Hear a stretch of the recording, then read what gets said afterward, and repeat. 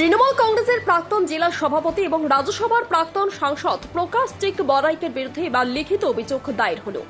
শনিবার কুমারগ্রাম থানার বারোবিশা পুলিশ ফাঁড়িতে লিখিত অভিযোগ দায়ের করেন বিজেপির আলিপুরদুয়ার জেলা সম্পাদক বিপ্লব দাস।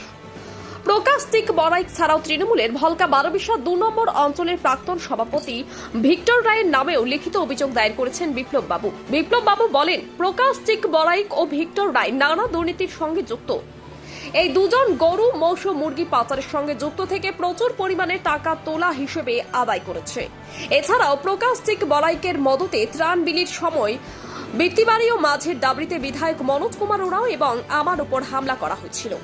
আমাদের গাড়ি ভেঙে দেওয়া হয়েছিল। বিধায়কের দেহরক্ষী কেন্দ্রীয় বাহিনীর উপর হামলা করা হয়েছিল। বিজেপির আলিপুরদুয়ার জেলা সম্পাদক বিপ্লব দাস আরও বলেন, প্রকাশ চিক বড়াইক আমার নামে জাতি বিদ্বেষমূলক মিথ্যা অভিযোগ করে আমাকে জেল খাটায়। এইসব ঘটনা নিয়ে আমি পুলিশের লিখিত অভিযোগ দায়ের করেছি। তৃণমূলের প্রাক্তন 2 নেতার বিরুদ্ধে লিখিত অভিযোগ দায়ের হতেই জেলা জুড়ে শোরগোল পড়েছে। কুমারগ্রাম থেকে বাবুল সরকারের রিপোর্ট, ইউবি লাইভ নিউজ, খবর যখন আমরা তখন। আপনি একটা অভিযোগ দায়ের করেছেন প্রকাশ চিক বড়াইক ও ভিক্টর রায়ের নামে, কেন এই অভিযোগটা, কি অভিযোগ আপনার? দেখুন, আপনারাও নিজেরাও ভালো করে জানেন, আপনারাও এখানকার স্থানীয় সাংবাদিকতা করছেন। এই প্রকাশ চিক বড়াইক রাজ্যসভার সাংসদ ছিলেন, তৃণমূলের জেলা সভাপতি ছিলেন 4 তারিখের আগ পর্যন্ত। এখন আর পরিচয় দেয় না।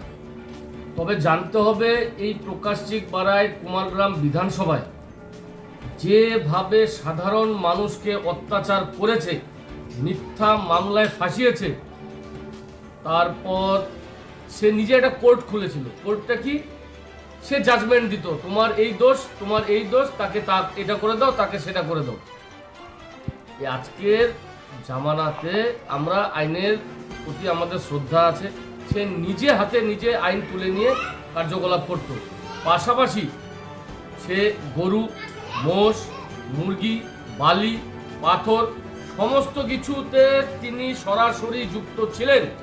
সেটা আমার শুধু বক্তব্য নয়, গোটা কুমারগ্রাম বিধানসভা, গোটা আলিপুরদুয়ার জেলা এবং সে যেই গ্রাম পঞ্চায়েতের অধীনে তার বাড়ি এবং তার গ্রাম পঞ্চায়েতের মধ্যে সে যেই বুথের বাসিন্দা, সেই বুথের মধ্যে গ্রাম পঞ্চায়েত যে অফিস, তার প্রধান, সে তার বিরুদ্ধে অভিযোগ করেছে। প্রধানকার তৃণমূল কংগ্রেসে।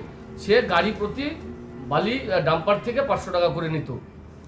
এবং আমাদের বিধায়ক মনোজ কুমার ওরাও এখন বর্তমানে মন্ত্রী, তার মানহানি করেছে।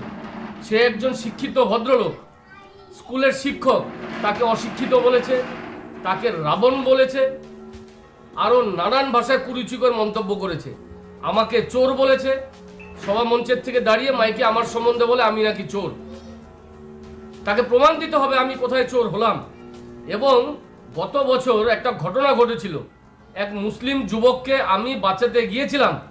এই তৃণমূল কংগ্রেসের জেলা সভাপতি প্রকাশ চিক বড়াইকের নির্দেশে সেখানে কমিউনাল একটা রায়ট লাগানোর প্রচেষ্টা করেছিল আমার বিরুদ্ধে। কিভাবে? আমি হিন্দু হয়ে একটা মুসলিমকে নির্যাতন, অথচ পুরো বিষয়টা যারা স্থানীয় রয়েছে বারোবিশার, যারা সামনে দাঁড়িয়েছিল, হাজার হাজার লোক আজকের দিনে চাইলে আপনারা এসে কথা বলতে পারেন, তারা দাঁড়িয়ে থেকে বলবে বিপ্লব দাস সেই মুসলিম ছেলেটাকে সেভ করেছিল সেই দিন। অথচ এই প্রকাশ চিক বড়াইক তার বাহু বলে, তার রাজনৈতিক ক্ষমতার বলে আমাকে জেল হেফাজতে পাঠিয়ে 14 দিন আমাকে জেল খাটিয়েছিল।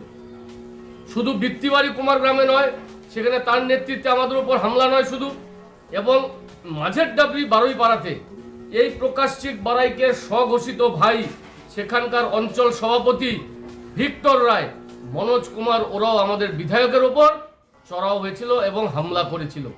আমরা প্রত্যেকে জানি, সেখানে আমিও ছিলাম, আমার উপর হামলা হয়েছে, বৃত্তিবাড়িতে আমার গাড়ি ভেঙে দেওয়া হয়েছে।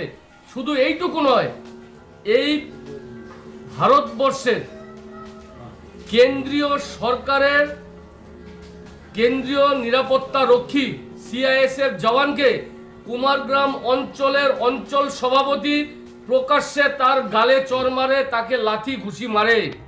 এই তৃণমূল কংগ্রেসের নেতৃত্বরা, তার মদত কে দিয়েছিল?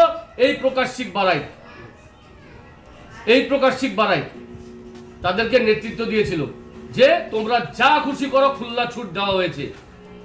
তার বিরুদ্ধে তার দল কোনো ব্যবস্থা নেয়নি, অথচ তার দুদিন পরে এই প্রকাশ সিং বারাক সবাইকে সাথে করে নিয়ে কামাখ্যাগুড়ির চক্রবর্তী হোটেলে তারা মধ্যাহ্ন ভোজ করছিল। তার ছবিও আছে আমার কাছে, তার দুদিন পরে। এখন বিষয় হচ্ছে এই প্রকাশ সিং বারাকের আশ্রিত যে সমস্ত তৃণমূলের গুন্ডারা যারা রয়েছে, অসামাজিক কাজ করেছিল, তাদের প্রত্যেককে একটা সুযোগ দিচ্ছি, আপনারা নিজেরা সরাসরি প্রশাসনের দ্বারস্থ হন, থানায় যান, নিজেদের সারেন্ডার করুন যে আপনারা অন্যায় করেছিলেন। তাহলে প্রশাসনের মতো যদি আপনাদের কোনো রেহাত করার জায়গা থাকে, প্রশাসন তার আইনত ব্যবস্থা নেবে। তবে একটা সুযোগ দেওয়া হচ্ছে, তাই এই কারণেই আজকে গোটা বিষয়টা নিয়ে তার বিরুদ্ধে আমাদের অভিযোগ দায়ের করা হয়েছে।